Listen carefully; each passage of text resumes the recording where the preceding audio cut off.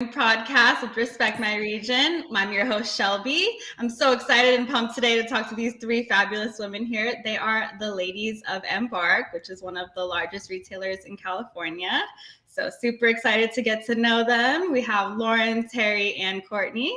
Before we start, just a brief word from our sponsor. This episode is brought to you by RMR Legacy Smalls, available in California, Washington, Arizona, more to come. Current strains include Dedication OG, RS11, Super Lemon Cherry Gelato. So ask for it in your local dispensary and delivery services. All right. Thank you, ladies, for joining us today. Thanks for having us. Cool. So we're going to go around and have you guys do a brief intro, and we'll start Lauren, Courtney, Terri. You got it. Although I feel like the other two are probably more interesting for this conversation. But hi, everyone. I'm Lauren. I am one of the founders of Embark. Really, I think that means I'm sort of chief firefighter and bridge builder and everything else. So stoked to be here. All the things. Hi, I'm Courtney. I'm the Chief Brand Officer. I lead brand, marketing, creative. I like to say it's all the fun stuff, even though it's very stressful sometimes. But yeah, all the creative stuff. And I'm Terri, and I have been with Embark since the beginning, working with these two ladies for Beyond Embark. I am the president of development and am responsible currently for building out all of our stores. Hell yeah. All right. So we're going to get into it. I work for a women-owned cannabis brand on my day job. So I've definitely been familiar with Embark and have seen you guys as an inspiration. And that's why I love doing the show as well, just to continue speaking to women who are paving the way for other women in cannabis and making it not, breaking the stigma and all the good stuff. So Embark has 12 stores across California. I'm excited about Indio because I'm born and raised in Coachella Valley. So that's nice. Awesome. My best friend lives in Tahoe. And I remember, is that the first one? Yep. Mm-hmm. Yeah, I remember working in the pandemic, just being on my computer, emailing every single shop and reading the history behind that store. And so it's so awesome to talk to you guys again. You're currently working to open more. The first store was in June 2020. And so, yeah, let's just go back to the beginning. What brought each of you to cannabis, and what were your jobs before that? We can go in the same order, Lauren. Okay. But then I can't hear how smart everybody else sounds and tweak my answer, which feels unfair. But if you guys want to go in other order, feel free. No, it's fine. What brought me to cannabis? That's a great question. I think it's probably, I'm a talker, so I could take the whole hour on that alone. But in a nutshell, my husband's father had brain aneurysms, this actually sort of crazy medical situation where he went to the ER with horrible headaches. They sent him home. And then 2 weeks later, a doctor was just looking through the scans and called him and said, come back right now. And basically, as he was walking into the ER, his brain aneurysms burst, which is insane and is typically fatal. And so it was this magic, right? There's something that was working that day that saved his dad's life. They did super experimental surgery. Long story short, he was in the hospital for a year. And when he got out, the meds wrecked him. And so cannabis really was his medicine. So my husband grew up where, cannabis was dad's medicine. He got to see the transformational power of the plant. That inspired him to get really involved in advocacy. He spent, over 10 years pushing for legalization. And so I think really for me, it was seeing that process and seeing how many people's lives have been so dramatically touched, impacted, and ultimately changed by this, that I realized, if I'm going to do anything with my life, I feel like this is a space and a place that makes sense. So here I am. Amazing. Thank you. Well, a couple of things. I mean, I think that this is not unique to me, but I began consuming at a younger age and found cannabis to be something that was, also a part of my family's life. My father struggled with MS. It was one of the main things that really helped him throughout throughout that. But from a professional side, you know, I saw an opportunity. I think that I was working in tech. I was burnt out in tech doing, you know, just the startup life. And cannabis for me was something that I enjoyed. I saw opportunity from a creative aspect, building brands, building packaging and products that felt normal and were done in a way that, you know, didn't have that stigma and had the style and I think that the thought behind it. So, you know, this was probably in 2015 that I really got involved in the industry and building brands, and I've been, you know, doing it ever since. Awesome. Mine's a little different. I don't think I have the like heartfelt cannabis brings me, you know, or my family joy. While I do feel that way, it's truly, I consider myself a builder. I love being in chaos and I love being in like the groundbreaking, you know, starting new things. And I saw cannabis as the next tech boom, for lack of a better analogy. And it was something that was starting from the ground that nobody had done before, paving the way. And I was super excited to get involved in that. And so it was probably a couple of years of me just kind of looking around and paying attention to what was happening in California. I had a good friend who actually is some sort of impetus to how the three of us ended up together. He's been in the industry in California for years, and he ended up connecting me with somebody who kicked off my career. Cool. So yeah, let's get into that. How'd you guys all three meet? Oh boy. So we all, I met Terri. She was, I think, employee number 1, maybe number 2 of a retailer in LA. And I think just within a couple months of her starting there, I joined the team as well. Courtney was also working with that company on creative and just like general sorcery, because she's the creative genius of the bunch.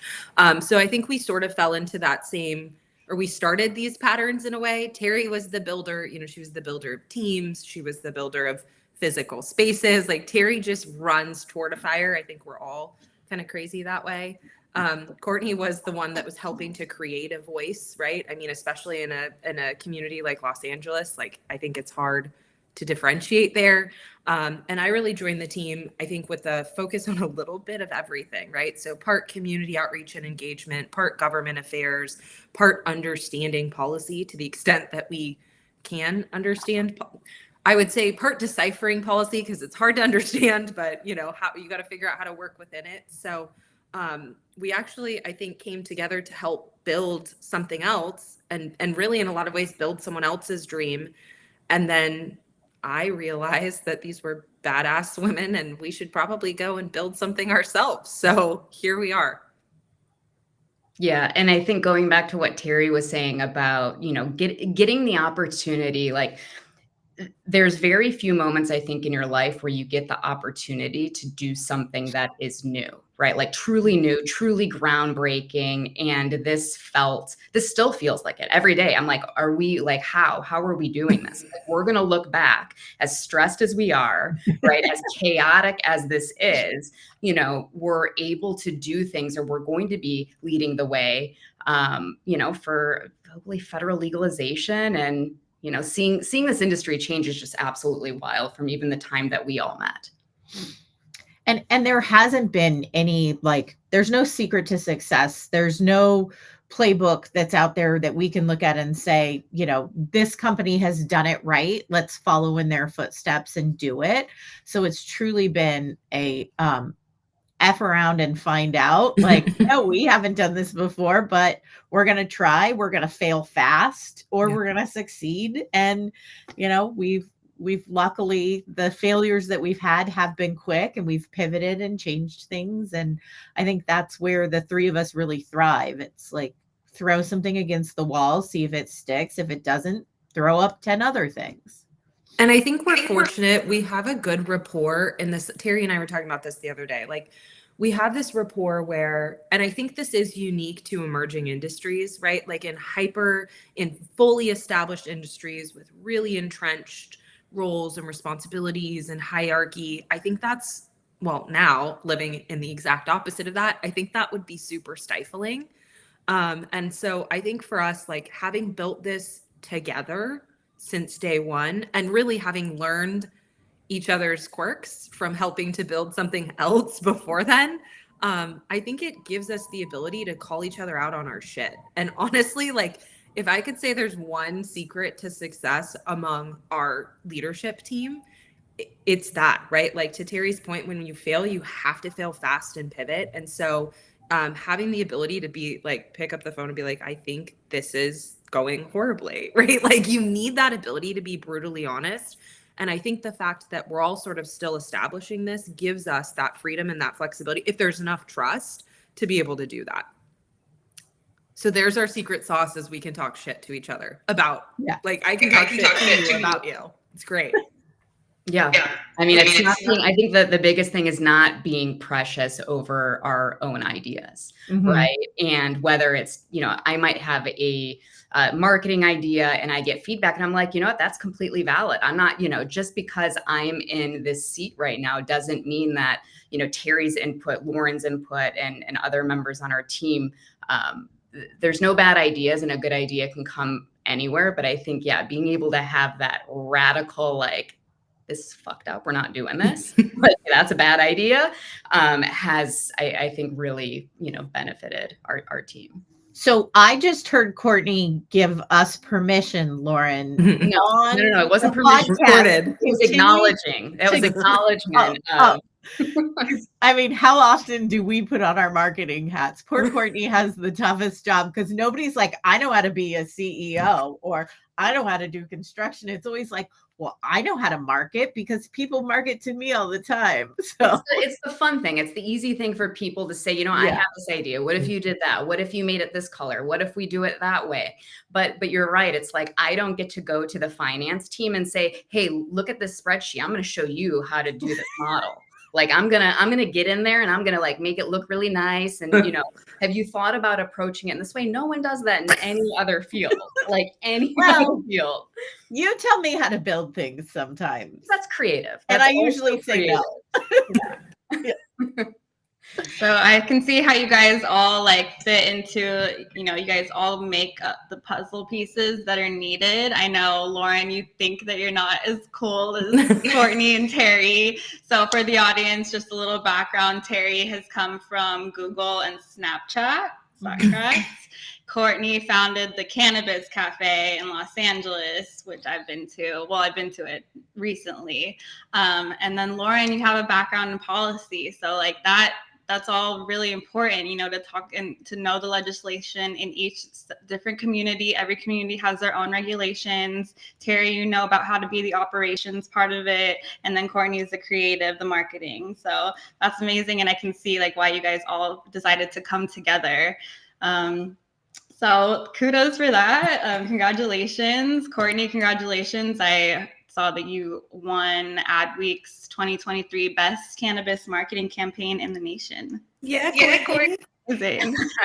Yeah, that was I mean, it's amazing. It's amazing to be recognized by a publication like that. That's the number one thing that everyone in the industry is trying to do, is, you know, have cannabis be seen as what it is, right? And so to be recognized by Adweek for a campaign that you know, everyone on the team was really passionate about, but I got to be honest, we almost didn't release it.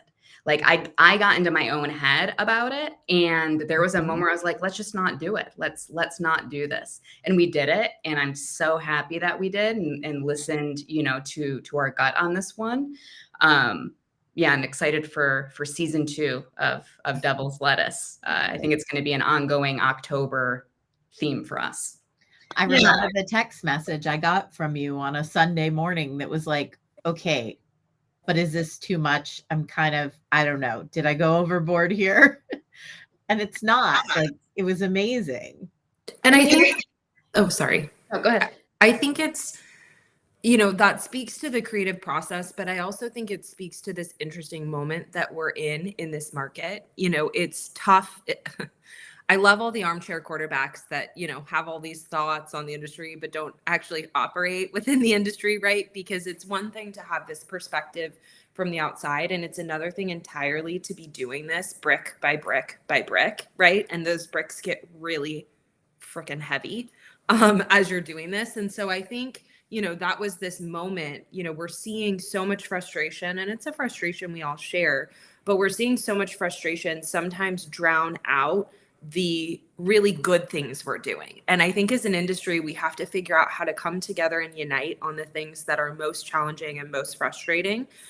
Because I mean, I think that's the only way you can affect change. But we also have to find these moments where we're celebrating one another and we're uplifting one another. And I think, you know, I'm fortunate that I found that in this team, that it built that like safe space to be really pissed sometimes and like really joyous other times and everything in between. But I think that was an example. I mean, Court, I don't want to speak for you, but I think that's an example of where you get in your own head because, you know, I think we're all so quick to judge each other sometimes, as opposed to taking a step back and sort of saying, like, what are you trying to do? What are you trying to achieve? And like, how can I support that or help inform that? You know, like that we have to move to this place. I think we all talk about, oh, collaboration over competition. But I think then, like, let's actually start doing that. You know, let's actually start celebrating one another's victories, and let's actually start collaborating for change. I mean, that's exactly right. And I think that that's honestly where a lot of the second guessing came from. This was intended for people who love cannabis, right? The campaign wasn't created to necessarily change the minds of someone that was you know, skeptical or 100% against it. And so I think that that's where maybe some of the fear came from, is that, you know, as a community, we talk about community, we talk about this idea of togetherness and uplifting each other. But you do see sometimes, like in the LinkedIn echo chamber, right? It can get a little, right? And so that's and that's where, you know, I think the doubt started coming from. But yeah, I know everyone wants to have something to say, just like for the sake of their status update sometimes too. But I'm looking at the devil's lettuce graphic right now, and I can see why you guys are like, should we? Because it's like, that was the old Reefer Madness, Hearst newspaper propaganda stuff. So it's like kind of taking that and spinning it. And then you even like write on there, fear the forbidden frond. So yeah, it's pretty amazing. I think, you know, really creative, and I'm just so glad that it won.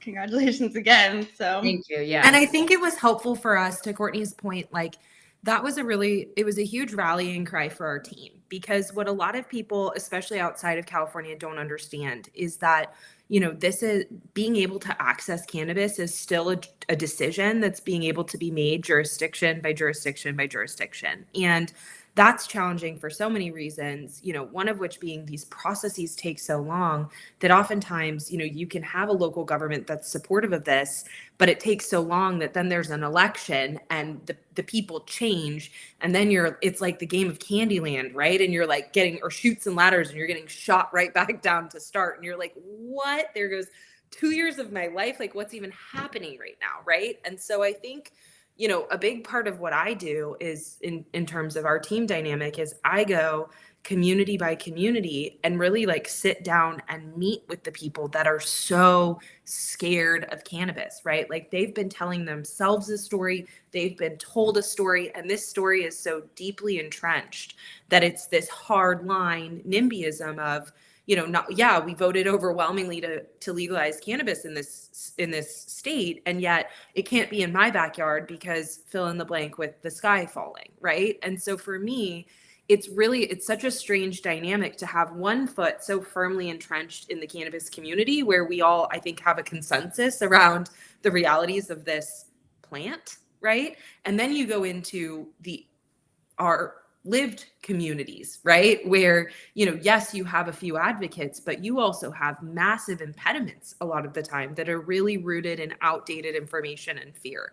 And so for me, this campaign was really exciting and in some ways sort of validating, because every day, all day, I'm talking with people that are still, reciting the talking points that we saw coming out of the 70s and 80s, right? That were used to criminalize entire communities. And so I think this campaign was a little bit of validation of that for all of us who know what this is and what it isn't. It's exciting, or it's sort of like gratifying to be able to recognize that, but also to use it as a tool. The website Courtney created has these quotes, these Reefer Madness quotes, and there's a quiz of like, was this said 40 years ago or was it said 4 months ago?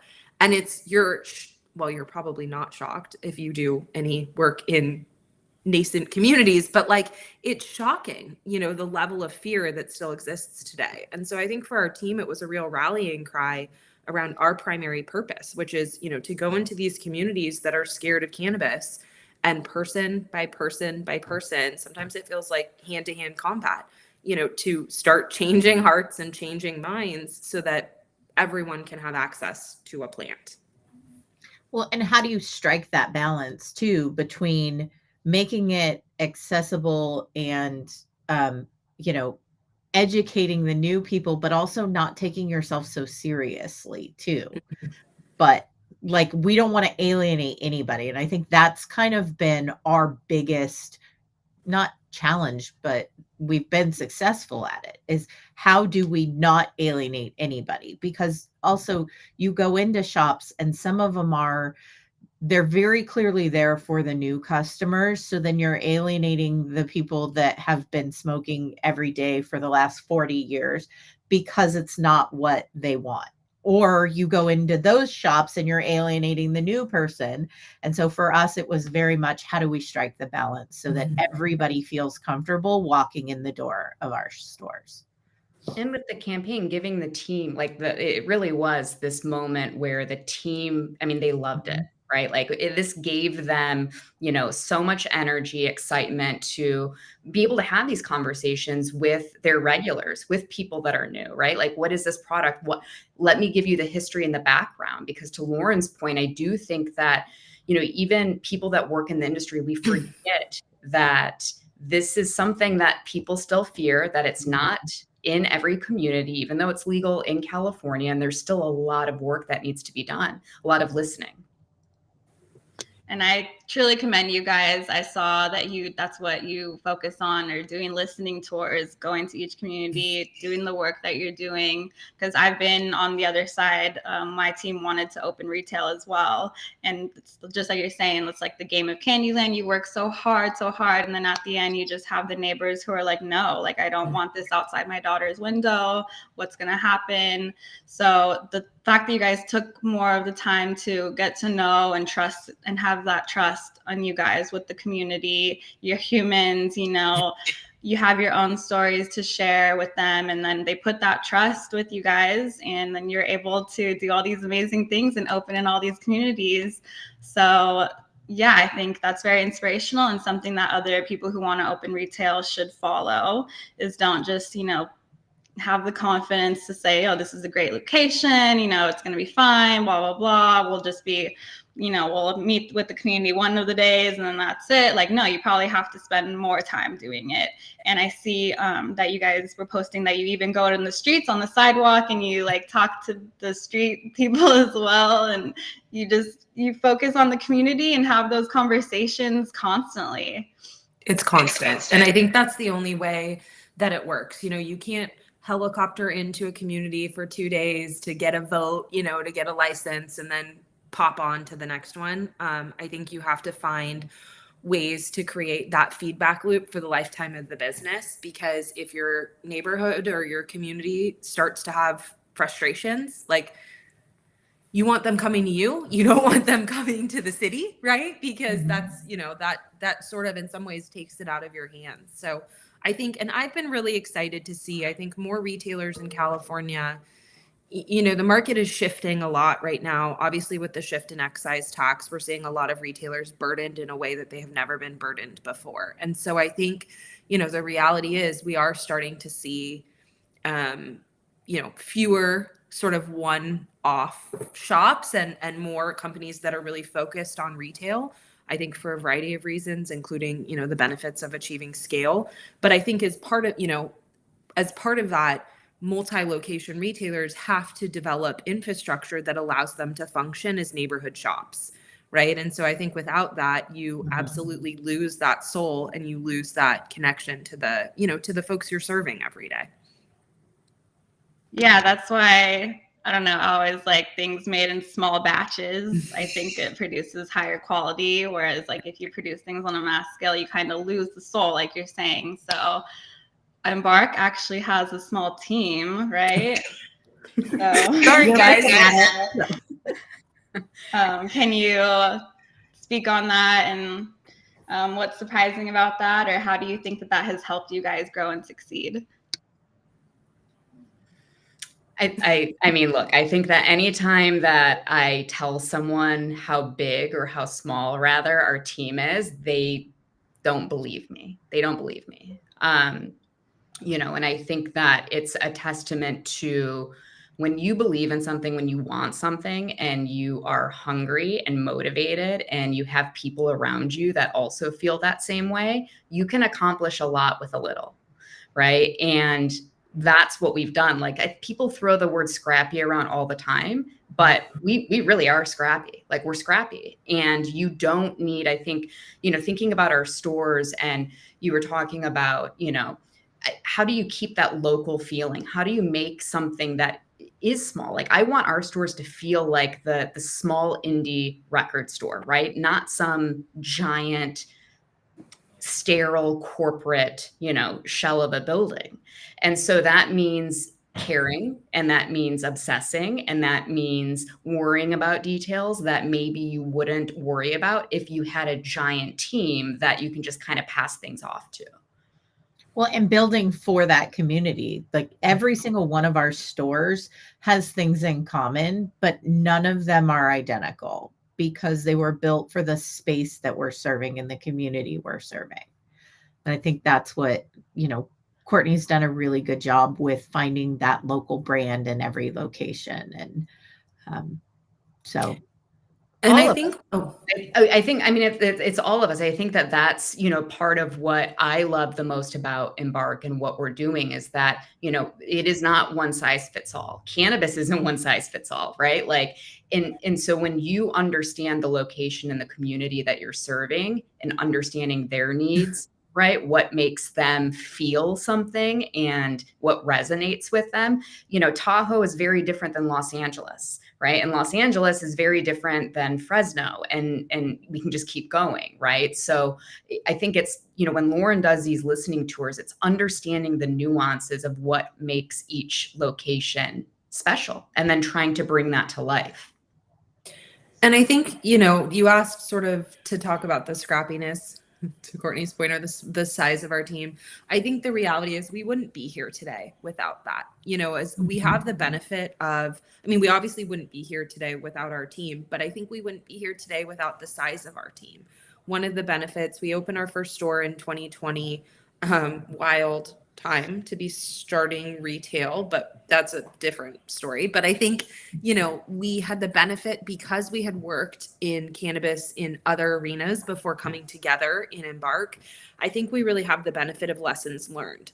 And, I'm always really careful to be grateful for each of my previous experiences in cannabis because I think without the lessons we learned from those experiences, we wouldn't be able to have created or built Embark differently than what we had experienced before, right? And I think one of the biggest lessons, MedMen's been in the news a lot over the past 2 weeks for being effectively worthless now. But I actually, a number of years ago, I worked at MedMen, and I think I was employee 700, and I think over my year there, that number tripled probably. And so for me, like, what was one of my greatest lessons learned coming out of that experience? that scale is powerful in building you up and in taking you down, right? And so I think for us, maintaining this team that, we ask our teams to do the impossible or the seemingly impossible every day, and then to get up the next day and do it again on something else and again, right? And so it's like, it requires a special breed of person. And I think it requires a special type of management and buy-in to be able to do that. But when you do that, you're able to survive because you have a team that's, 1/100th of what other people have when they're trying to do the same thing, right? Like economically, it doesn't make sense in this environment to be building these massive teams and these massive, editorial departments. But I'm really grateful for the companies that did, because they paved the way and they taught us a lot. Well, and we're focused on retail. Like that is our number one focus. And it's our only focus.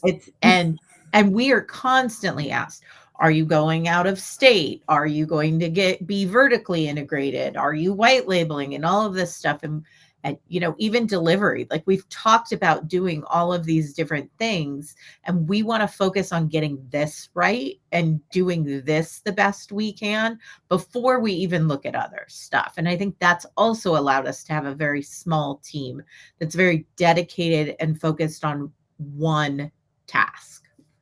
This industry is incredibly humbling. Yeah, it is. It really is. Like I think MedMen is a great example. And, we got a gift. This entire industry got a gift by being able to see something. To Lauren's point, they paved the way. Every retailer, every person that wanted to open up a dispensary, they looked at MedMen as they were the darling, right? And they were on everyone's vision boards, and, I want it to look like this. And, everyone wanted to emulate that. We got the gift of being able to see these lessons play out in real time and hopefully not make them, right? So I think that you need people to fail. You need to be able to see that. And it's just, if you take those lessons and run with it, and the size of our team, honestly, you don't need adding people is not always the answer, right? Sometimes adding people complicates things, and it can make the problem messier, right? So I think that that's one thing that we've learned as well, is like, what is the problem? What are we trying to solve? Why is an extra person necessary? And is it actually needed? Yeah, the team that I work for is also small, and we're able to still operate and stay above ground and do magical things. So speaking of impossible, magical things, you guys opened 2 stores in the same day. So I would like to hear about that. I want to hear about any success, the laughs, the cries. Just tell me your favorite parts about it. It's just another day. Yeah. Epic. Terri, that was epic. Sorry. It's funny. I was on a call the other day, and someone's like, well, we might try to do 3 in April, which we are, by the way. We are going to be opening up 3 stores in April, but can we do it on the same day? I don't know. That was a lot. It was a lot, guys. We're going to do it. Opening. Like everybody. We had people, they were 600 miles apart. And so logistically, being on the side of a mountain covered in snow and being in the desert, in India, were not feasible to be at both at the same time. But I think it's a testament to to practice, right? And to refinement and to process. I think, the reality is cannabis has been in our communities forever, right? Legalization is not what brought this here. Retail and retail transactions have been in our communities forever, right? But in both of these communities, this was the first dispensary. So even though that is true, right? And there are people that have been paving the way for us for decades and generations, like this was brand new in these communities. And so it was important, I think really important, that we get this right and that we create a space and an experience that was something these communities could be proud of. Taking a step back, and why the hell did we do it on the same day? I think that's, 40% I'm crazy and 60% because we need to learn lessons and we need to learn them now. And so to Courtney's point around cannabis being humbling, amen. I think like we needed to pressure test our process and our team to see where those cracks are. Because, you know, at this point we've opened a store 12 times. We've opened businesses in cannabis outside of this experience. So, you know, we're starting to develop that muscle memory. And I think for us, it was, let's find where those cracks are. Let's find where we make a mistake or where we accidentally let someone down, because we want to be able to shore those up and be better tomorrow than we are today.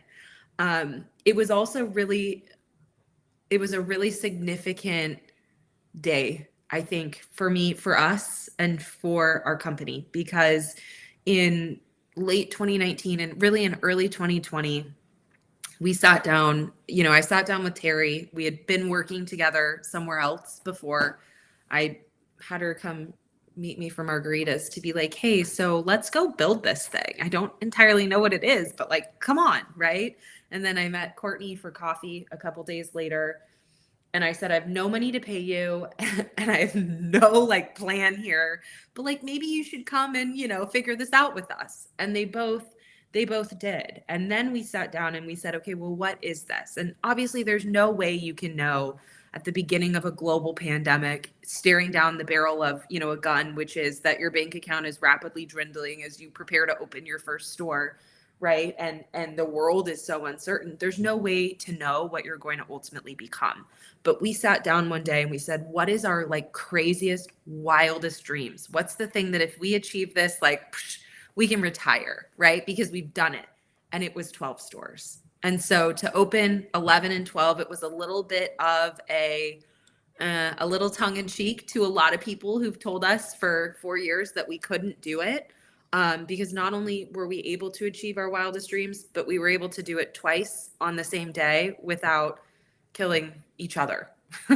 And so I think for me, like, I will never forget that day for the rest of my life. It was our team coming together, our retail teams coming together and making magic happen, our small leadership team coming together and supporting them in any way that we could. You know, sometimes it feels like you're plugging holes in the dam with your fingers and your toes.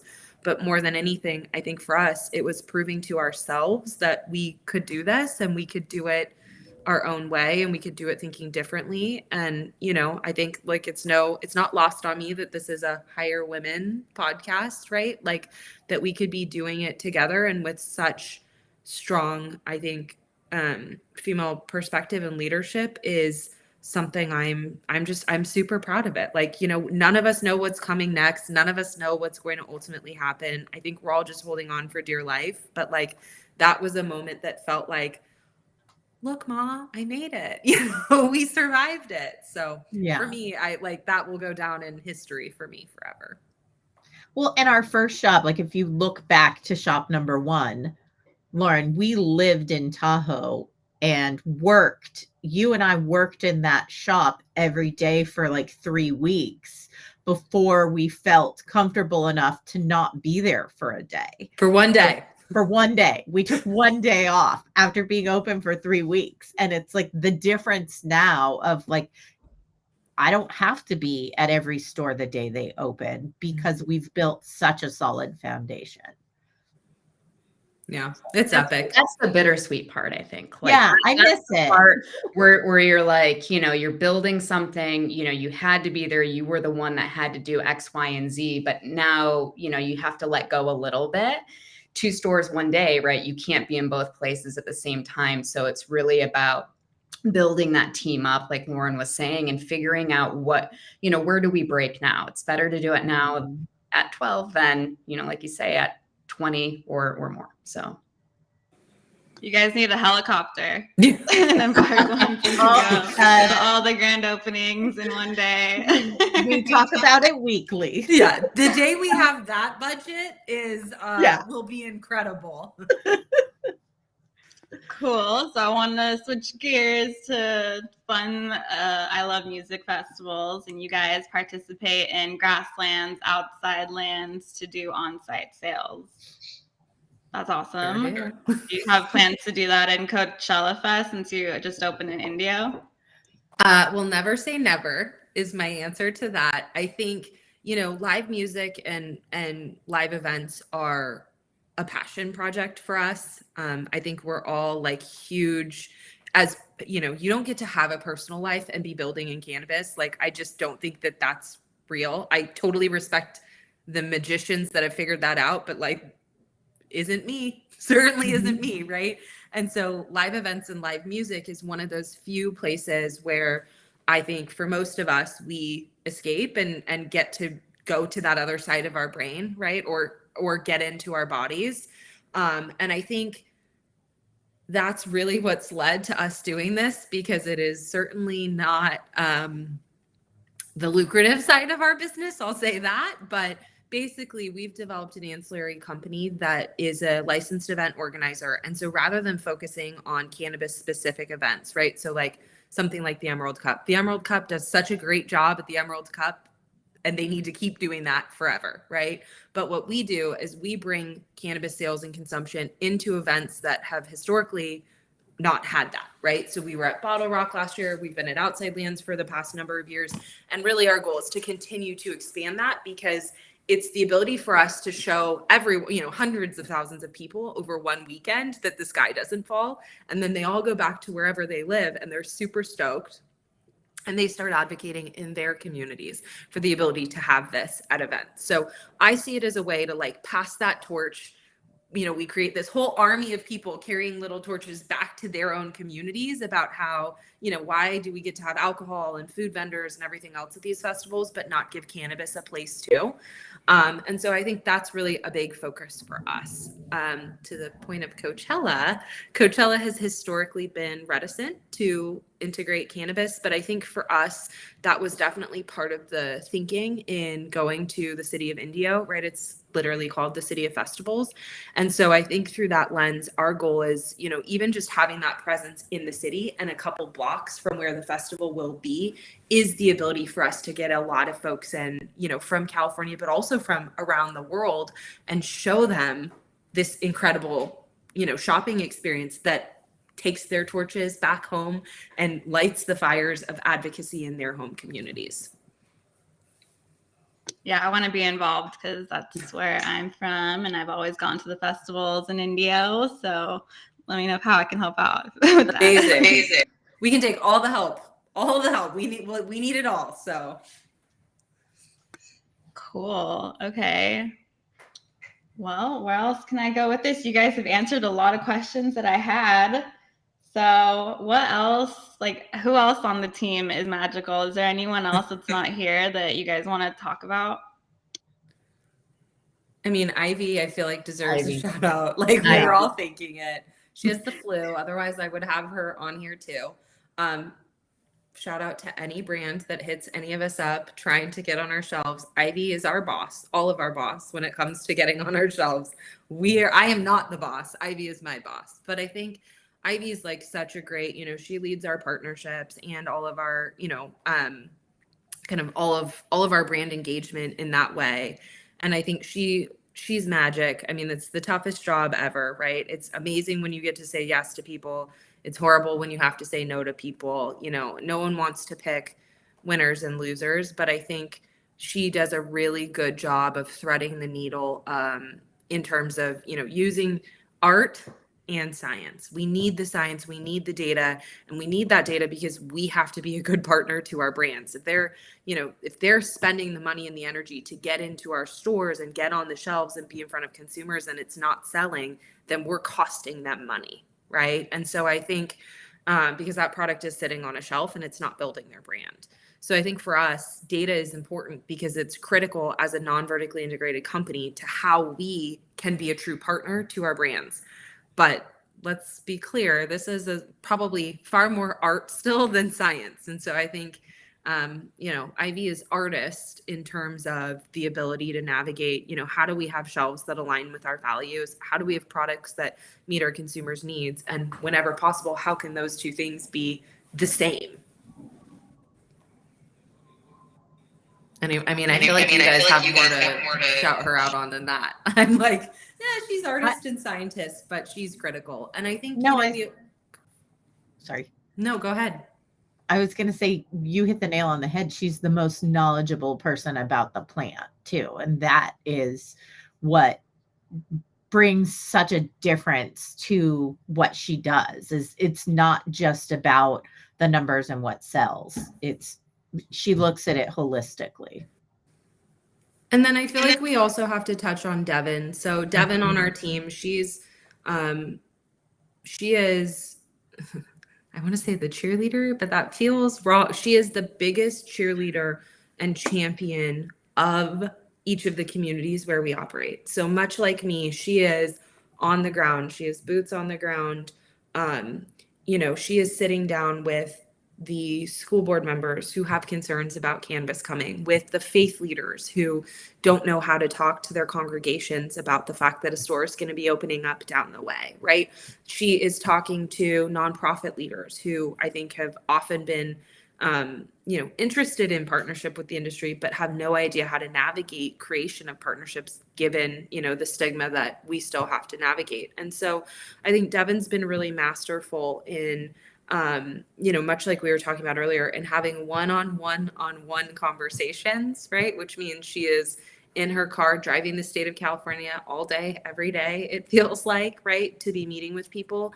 And I think sometimes it's hard to feel like you can quantify that, right? Like when you're having, in a single day, you go to coffee with someone and they say, I really want you to talk with this other person in my community because I really feel like they need to hear this. So then you go get lunch with them, right? And then they're like, oh, but talk to these two other people. And it's the end of the day, your whole day, you've met with 4 people. It's hard to feel like you're changing the hearts and minds of everyone in California when, it's so slow moving like that.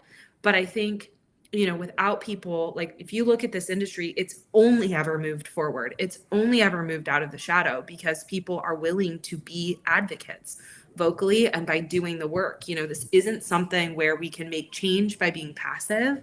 We're like, this industry has only made change by being active and engaged and loud and willing to have tough conversations.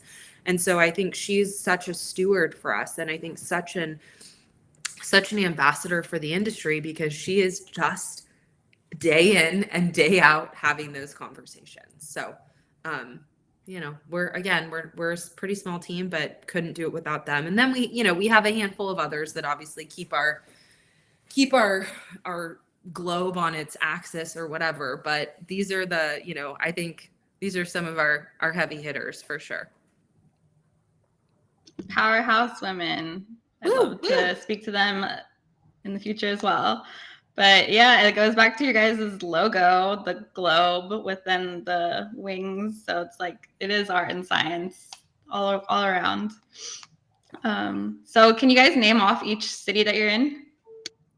Oh boy. Okay. I got to use my fingers. In order. No. I Tahoe. can do it in order. Oh. Yeah. Tahoe, Alameda, Martinez, Fairfield, Fresno, Sacramento, Redwood City, Chico, Myers, Ventura. India. Ventura. That's our first Southern California one. That was number 9. Yeah. Oh yeah, that's where Hall of Flowers is Tracy. going to be. Yeah.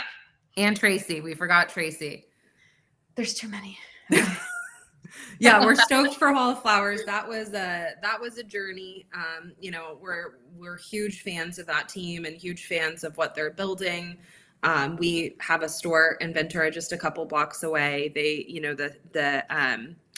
faced an uphill battle in getting the ability to do that event there. And I have to say, like, so much, this industry should be so stoked and so grateful to their leadership team because they did not give up. Dustin, who's part of our team, he was on the phone with those folks like 4 times a day for 2 months as we were everybody was trying to navigate all of the regulatory structures and infrastructure to make this happen. And I think it's going to be, it's so exciting to be in a new location. I think that's going to be a lot of fun. And obviously we're excited to see everybody because we have a shop just a couple blocks away. So it'll be great. We're going to party. Okay. What else can we touch on? What else can we look forward to this year with Embark? Well, 3 more stores hopefully before 420, if our regulations allow it in each location. Yeah, I think we're going to basically double our footprint this year. So that's huge just because these are in cities, like I was saying, that don't have access today necessarily, right? So that I think that's really key, is getting rid of these deserts where you're having to drive, hundreds of miles to get to a shop. So super stoked about that. We have a handful of festivals and events that we will be announcing very soon. Some of these are old favorites like, Grasslands at Outside Lands, but some of these will be new, or for the first time, we'll be having cannabis integrated inside the festival. So super excited about that. That's obviously just a great time. And yes, I will keep you posted since you're an events person as well. And then I think, really it's staying full steam ahead. Courtney's work with Devil's Lettuce last year was super interesting and super exciting. And it showed for us that there's a lot of opportunity to more meaningfully partner with our brands. And so I think for us this year, it's about staying focused. It's about growing that retail footprint. Growing the retail footprint for us means we get to grow our team, right? Not just in terms of bringing new people into the fold, but also in terms of creating opportunity for our teams to continue to move their way up. And so I think that's the piece that I get most excited about. But really, I think it's bringing cannabis to you sort of wherever you are, whether that's at events or in your cities. So look out for that. And then we will also have another big announcement coming soon around on-site sales and consumption. I'm super excited about it. Sucks that I can't be more direct about it, but I think it's really going to help the industry come together in a new way and provide an opportunity for the industry to celebrate one another. So that I think will probably be the highlight of my year. Anytime I get to sell cannabis in a place that I've been going to since I was a kid, like, are you kidding me? What a crazy full circle moment. So I wish we could. Never mind. Like I'll come back. Disneyland? We'll come back. We'll talk about that. I got plenty of event stuff to share soon, but we got to get local government. No, I always thought it was funny, like how Disneyland made California Adventure, and like we're the first state to have medical. So I was like, they should have a dispensary, but that's a little too out there, I think. I would love to design that. That would be wild. No, all right, so that's 2025 goal. Yes. So you mentioned that every dollar you make gets reinvested right back into the business. This is literally your family. I mean, I feel like you guys eat, sleep, breathe Embark, and that's just what we have to do in this cannabis industry. Like, it's like, you better love it and, make it, so it's like, if you don't, or if you love what you do, you're never going to have to work a day in your life. I get it. I love weed, and I love all the struggles that come with it, but all the immense joys, like once you just see what you've built and the patience that it took, just like a cannabis plant growing, you have to wait for it and tend to it, and then you see these beautiful things, and it's just so amazing and magical and dense and full, and then does all these amazing not magical, but like it's a medicine too. It could be whatever you want it to be. It could be so much. So I can see Embark growing in that same way, just doing all these things, but I can see the patience that you're taking, and you're not going, full force into any one direction just because people are asking you to, or they want you to. Thank you guys. I'm really proud of what you guys have done. It's an inspiration to me, and I can tell, like, we all have our different journey, how we got here and what we're learning and what to do and what not to do. And then just caring for each other and having fun along the way. Or die trying. I mean, yeah. It's an adventure, I'm with you. I think it definitely feels like work sometimes, but I think, that's when it's feeling that way, that's when it's a good signal, or it's a good indicator that you're a little off path, right? Like, there's a path, and that path is super rewarding and super fulfilling. You just have to really change the way you're defining being rewarded and fulfilling, right? Like, it is, to your point, it is not economically, like, none of us are doing this because we are getting rich doing this. Like, We're doing this because it is important to us to see people growing. It's important to us to see communities' perspectives changing. And I think more than anything, at least for me, it's important that we continue to fight to change the narrative around a plant. And the best way that I know how to do that, because we're all just contributing to this broader movement in our own way. Like for me, I've learned that I can do that by having the tough conversations and getting people to a place of maybe not yes, but at least to like, okay, well, I'm willing to see, right? And for me, that's massive movement. So that's where I derive my joy and my fulfillment, is like, how can we keep pushing the boundaries? How can we keep opening up? I'm super grateful. There are a lot of, not a lot anymore, but there are a number of retailers and a number of brands. There are other folks in this industry that have been doing this forever. We couldn't be doing this without them. There are folks that are doing this right alongside us, other retailers and brands that I see in these markets all the time. And I'm stoked. I'm stoked. I often collaborate with them because it's so much easier to change people's hearts and minds when you're doing it with other people than when you're going alone. So like, I just appreciate, I appreciate being able to do it with a team that has my back. And I appreciate being able to do it with others in the industry, because it's the only way we're going to continue to make change. Thank you guys. That was a diatribe. No, Yeah. Beautiful. I just want to go around. What is each of your favorite method of consumption? I switch. I go back and forth. Right now I'm edibles, specifically the Lost Farm chews. I just like Starburst, and like those are, I think it's not a gummy. It's just something that's like a little bit different. I love them. So that's what I've been. I love rosin stuff as well.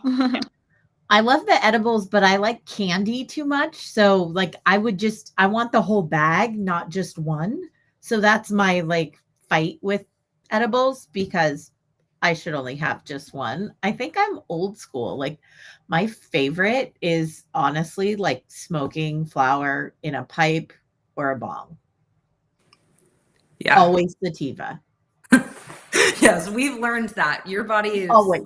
Okay. Yeah. That's also a story for a different day. Opening a dispensary in the middle of a pandemic and learning what indica does to Terri. I think I'm both of those things. So my husband is a huge flower guy. And so that's sort of a ritual for us, I would say, at the end of the joy that is each day. It's a great sort of way to, it's intense running a company with your spouse, because it's very hard to switch from one to the other. It's very hard to create time where you aren't letting work creep into that time. And so I think for us, that is a way of being, or trying to be more intentional, right? Like it's time to stop the work conversations and to go out on our back patio and be in nature for a moment and smoke together. And then for me, there's something about Space Gems edibles. Like I'm a Space Jam. Shout out. Yeah. I love them too. Like Space Gems. I think the package even says something about making miracles happen. And like, yep, they sure do. Fabulous. Do you guys have families, kids as well? I have 2 stepsons. I have 12. I have 12 stores. I have work. I have cats. Okay, nice. But it's hard to balance. I feel like work and there is no balance. I mean, like truly, there's no balance. And what Lauren was saying earlier, like the people that have figured that out, like, please let me know. I've read a couple books. None of them help. None of them work. Like when I'm all in on something, I'm all in. These are my friends. We're building a company, right. And that's my life right now. We talk all day, every day, 7 days a week. And sometimes it's about like shows we want to watch on Netflix. I say want because usually it's the show is on and we're working, or we're sending, thoughts about work, and it's a constant for us. So yeah, we really immerse ourselves, and luckily we all like each other. So yeah. That helps. That helps a lot. I always say I have 12, right? I have 12 kids, right? Because each of these stores require such individualized love and attention and nurturing and feels like parenting sometimes. I have a fantasy of Justin and I having kids. I don't know when that's going to become a reality because it seems like that requires time, which is the thing that I don't have. But I'll report back if I ever figure that out. Cool. Okay. Leave us with a bit of advice for women wanting to lead in the cannabis industry, please.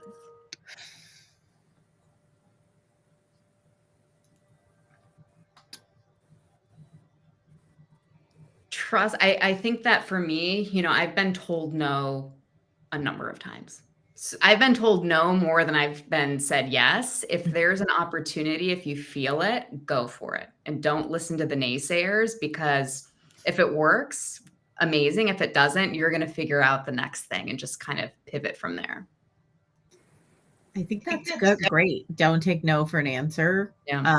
But also, like, you don't have to be mean, and even your competitors can be on your side. And I think that's super important, is this industry is small enough that you're going to get way farther by building each other up and helping each other instead of stepping on each other and bad mouthing anybody. It just doesn't do you any favors. Okay, you guys literally took both of mine. I think the first, similar to what Courtney said, is don't let fear hold you back. I think we put more pressure and more expectations on ourselves to perform better, to perform differently, because I think we've been conditioned that that's the only way that we can get ahead. And I think there is a lot of truth in that. You know, I still walk into many rooms and am asked, like, basically, oh, are you here to get the coffee? Or, oh, where is your husband? Right. And I'm the CEO of the company. And so I think I still feel like shame after that, which is super weird and probably something I should unpack on a different call. But I think, like, what it's taught me is that's where my fear starts to creep back in, that I'm not enough or I don't know what I'm doing. And here's the thing, none of us know what we're doing, because this industry, the legal version of this industry, is an infant. It's been effectively 5 years, 6 years, right? Like, no one has a road map that is particularly accurate or effective. And so I think fear is the only thing in that environment that we allow to hold ourselves back, because we internalize what everybody else is telling us. And then I think the other one, to Terry's point, is we're also conditioned not to be emotional. And obviously, if we made every decision based on emotion, like, it would be a shit show, right? But I also think understanding and being able to lean into your emotion can be a huge superpower, because the thing more than anything, the single greatest gift I have in navigating some of these situations that I otherwise don't know how I would, is empathy. And so I think, you know, obviously having empathy is not exclusive to women, but I think sometimes, you know, we feel like we have to be hard-edged to prove ourselves, when in reality, I think knowing when to be hard-edged and when to have soft edges is actually, like, so much more powerful than, you know, playing the role we think we have to play because we've seen someone else play it on TV, you know? So I think it's like, if you can work to reduce your fear and you can lean into your natural instincts, I think you become unstoppable. Thank you very much, ladies. Lead with love, passion, and don't feel the fear. Get inspired by others who are your competitors, actually. Where can we keep following along with everything Embark and everything that you guys have going on? Embarc Supply on Instagram, and then goembarc.com is, you know, our site. But yeah, we post on Instagram, sign up for Passport Club, drop updates there all the time. Those are the 3 spots I would go to.